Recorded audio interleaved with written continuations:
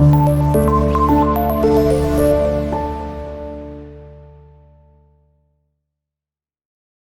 वालेकुम dear students, 9th class computer का जो हमारा आज का टॉपिक है that is identification and correction of errors. हमारे एल्गोरिथम के अंदर आने वाली हम एरर्स को लोकेट करेंगे with the help of a trace table. हम इसमें ट्रेस टेबल का कॉन्सेप्ट पढ़ेंगे और देखेंगे कि ये ट्रेस टेबल कैसे काम करता है। स्टूडेंट्स, फर्स्ट ऑफ ऑल हम बात करते हैं identification and correction of errors की। तो देखा जाए तो जब हम कोई भी एक टास्क परफॉर्म करने के लिए जब हम एक एल्गोरिथम रेडी करते हैं, फॉर एग्जाम्पल जैसे मैंने identification and correction of errors में ये एक एल्गोरिथम हमारे पास आ रहा है, मैंने वो एल्गोरिथम यहाँ पर लिख दिया। ये एल्गोरिथम किस चीज का है जी? एल्गोरिथम ये है कि एक स्कूल के अंदर कुछ बच्चों को रिक्रूट करना है। ऐसे बच्चों को वॉलीबॉल की टीम बनाने के लिए कुछ 8 कैंडिडेट्स हैं इंटरव्यू के लिए, या समझ लीजिए कि जी उनको बुलाया गया है और उनमें से हम लोग वो बच्चे चूज करेंगे जिनकी हाइट जो है वो 144 से लेकर 164 तक होगी, जिसमें कि दोनों डिजिट्स खुद भी नंबर जो है वो शामिल है। तो इसके लिए अब हम लोगों ने एक एल्गोरिथम बनाया। हमने एल्गोरिथम ये बनाया कि भाई सबसे पहले स्टेप नंबर 1 पे हम लोगों ने स्टार्ट किया, स्टेप नंबर 1। फिर 2 पे सेट काउंट टू 0, क्योंकि हमने बच्चे काउंट करने के कितने बच्चे बन रहे हैं। तो अभी तो हमारा काउंट बिल्कुल 0 है क्योंकि अभी एक भी बच्चे की हाइट हमने मेजर नहीं की। स्टेप नंबर 3 पे हम वो ऑल हाइट्स के बच्चे लेकर आते हैं, जिसमें 154, 140, 155, 64, 44, 66, 60 एंड 43 है। और स्टेप नंबर 4 पे फॉर ईच हाइट एक कैंडिडेट को मींस के ईच हाइट को चेक किया जाएगा। और स्टेप नंबर 5 पे उनके ऊपर कंडीशन लगा दी कि अगर if height greater than 144 and height less than और इक्वल्स टू 164, मींस कि अगर वो इस रेंज के अंदर आती है तो फिर आपने काउंट में +1 कर देना है, मींस कि एक नंबर का इजाफा कर देना है और फिर आउटपुट देकर स्टॉप कर देना है। मींस कि जो भी आपके पास आउटपुट आएगी ऑल हाइट की, जितने बच्चे आएंगे आपके पास वो हमें बता दीजिएगा। इसके लिए हम लोगों ने ये एल्गोरिथम बना दिया। लेकिन जब हम एल्गोरिथम बनाते हैं, टेक्सचुअल डाटा होता है, तो इसके अंदर पॉसिबिलिटीज होती है एरर्स की। एरर कौन सी आ सकती है? हमारे पास डिफरेंट टाइप की एरर आ सकती है, लेकिन अगर हमारा सॉल्यूशन काम कर रहा हो लेकिन डिजायर्ड आंसर ना आए तो समझ लीजिएगा जी कि वहां पर कौन सी एरर आएगी students? Logical error. Logical error एक ऐसा एरर है कि जो बेसिकली किसी किस्म की एरर प्रोड्यूस नहीं करता, हमारा प्रोग्राम को रोकता नहीं है, प्रोग्राम चलता है, सिस्टम वर्क करता है प्रॉपर्ली, लेकिन हमारा डिजायर्ड आंसर हमें नहीं मिलता। जैसे कि हमें यहाँ पर आइडिया है कि जी हमारे पास 154 बच्चे की सिलेक्शन हो जाएगी, 140 वाले बच्चे की सिलेक्शन नहीं होगी, 155 वाले की भी हो जाएगी, 164 वाले की भी हो जाएगी, 144 वाले की भी हो जाएगी, 166 वाले की हाइट की भी हो जाएगी एंड 160 वाले हाइट की भी हमारे पास सिलेक्शन हो जाएगी एंड 143 वाली सिलेक्शन हमारे पास नहीं होगी। तो हमें एक रफ आइडिया हो गया कि भाई 2-3 बच्चे नहीं होंगे, बाकी सब बच्चों का हमारे पास आंसर आ जाएगा। लेकिन अगर एल्गोरिथम के अंदर कोई एरर आ जाए तो उसको रिमूव करने के लिए जो हमारे पास टेक्निक है दैट इज ट्रेस टेबल। हम ट्रेस टेबल के जरिए से स्टूडेंट्स जो है वो अपने एल्गोरिथम के अंदर से एरर्स को लोकेट कर सकते हैं। मैं आपको ट्रेस टेबल स्क्रीन के ऊपर दिखा देता हूं।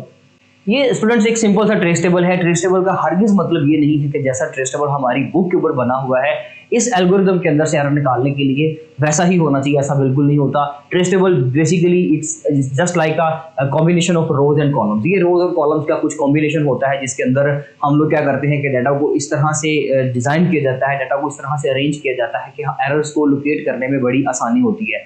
कैसे काम करता है ये हम देखते हैं जी अभी अपने बोर्ड पे। देखिए स्टूडेंट, फर्स्ट ऑफ ऑल हमारे पास जब हमने ट्रेस टेबल बनाया तो ये ट्रेस टेबल है क्या जी? कुछ रोज और कुछ कॉलम्स बनाए गए, उनके अंदर जब हमने ये कुछ कॉलम सेट किए तो उस कॉलम के अंदर एक साइड पर सिर्फ सारे स्टेप शो हो रही हैं। ठीक है जी। स्टेप नंबर 1, 2 और 3 जो है ये स्टेप सिर्फ एक बार आए हैं, क्योंकि सबसे पहले काउंट आपका 0 पे है, फिर स्टार्ट हुआ और उसके बाद आपका ये हाइट आपने ले ली। स्टेप नंबर 4 और स्टेप नंबर 5 जो है ये रिपीट करेंगे कितनी बार? क्योंकि 8 डिफरेंट टाइप की हाइट के बच्चे हमारे पास मौजूद हैं, तो स्टेप नंबर 4 और स्टेप नंबर 5 जो है वो 8 टाइम्स अपने आप को रिपीट करेंगे। नेक्स्ट जब आंसर निकल आएगा तो आउटपुट देंगे और अपने स्टॉप कर देंगे एल्गोरिथम को। तो उसका मतलब है कि ये 2 स्टेप और ये ऊपर वाले 3 स्टेप, ये 5 स्टेप जो है टोटल ये जस्ट सिंगल टाइम ये 1 टाइम रिपीट करेंगे, लेकिन काम करेंगे और ये 2 स्टेप जो है ये अगेन एंड अगेन हमें रिपीट करवाने पड़ेंगे। रूल ये होगा कि भाई हमने इस एल्गोरिथम में से एरर निकालनी है कि जिसकी वजह से सिलेक्शन ठीक से नहीं हो पा रही। तो ऐसी सिचुएशन में क्या करेंगे? सबसे पहला जो हमारे पास याद रखिएगा कि स्टूडेंट्स जहां पर हमारे ट्रेस टेबल के अंदर ब्लैंक्स आ रहे हैं, तो जहां जहां पर भी बॉक्स आपको ब्लैंक नजर आ रहा है वहां पर कोई भी एरर नहीं आएगी, बल्कि वहां पर डाटा मौजूद ही नहीं होता। जहां पर स्लैश आ रही है, डबल डैश आ रही है, एक तो हो गया ब्लैंक की बात, और उसके अलावा जहां पर डबल इस तरह से आप हाइफन देख रहे हो, यहाँ पर एरर आ ही नहीं सकती। जैसे कि स्टार्ट, यहाँ पर एरर नहीं आ सकती। सेट काउंट टू 0, ये हमने एक जस्ट वेरिएबल बनाया, यहाँ पर एरर नहीं आ सकती। उसके बाद एरर्स जो है पॉसिबिलिटीज जहां जहां पर डाटा लिखा हुआ है वहां पर होती है। सपोज कर लें हमने स्टेप नंबर 4 पे पहली हाइट के बच्चे को बुलाया, 154 वाली हाइट का बच्चा आया, तो आप जरा ट्रेस टेबल के अंदर स्टूडेंट्स देख सकते हैं कि 154 स्टेप नंबर 4 पे उसने क्या किया जी, हाइट 154 वाले कैंडिडेट को बुलाया। उसके फौरन बाद हमारा काउंट वाला चलेगा, लेकिन मैं इसको पैरेलल वे में लेकर चलूंगा ताकि आप लोगों को ये थोड़ा सा क्लियर हो जाए। अब ये हमारे पास वो लिस्ट है जी जो हमें लाजमी तौर पे पता होनी चाहिए। अब इसमें हमारे पास है जी सबसे पहले 154। स्टूडेंट 154 जो है वो इस रेंज के मुताबिक आ रहा है। जब वो इस रेंज के मुताबिक आएगा तो हमारा काउंट कहाँ पे चला जाएगा, 1 पे। हमारे काउंट में एक बच्चा ऐड हो गया। उसके बाद हमारे पास नेक्स्ट हाइट है स्टूडेंट्स 140। आप देखें जब नेक्स्ट टाइम स्टेप नंबर 4 आया तो 140 आया।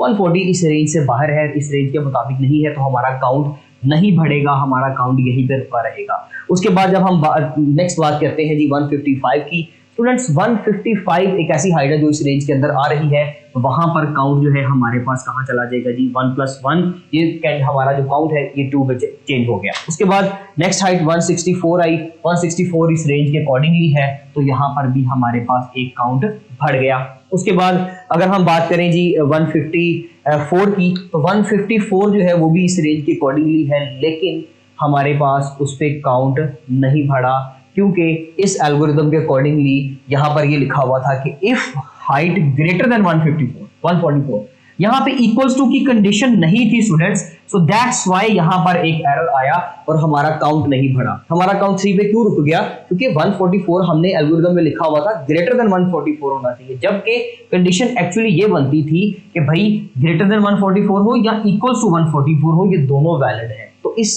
सिचुएशन में हम लोगों ने यहाँ पर एरर्स को लोकेट कर लिया कि भाई यहाँ पर लॉजिकल एरर है कि हम लोगों ने यहाँ पे इक्वल्स टू नहीं लगाया। देखा जाए तो इक्वल्स टू एक साइन है, लेकिन ये सिंटैक्स एरर नहीं कहलाएगा। क्यों? क्योंकि प्रोग्राम ग्रेटर देन की कंडीशन पे भी ऑपरेट कर रहा है, लेकिन यहाँ पे इक्वल्स टू की कंडीशन होनी चाहिए थी ताकि हमें डिजायर्ड आंसर हमारा मिल सकता। सो दैट्स व्हाई यहाँ पर एरर आ गई। खैर 144 के बाद स्टूडेंट्स 166 पे काउंट बढ़ेगा, तो इसमें एक और इजाफा हो जाएगा, फिर 166 पे बढ़ेगा, फिर 143 पे नहीं बढ़ेगा।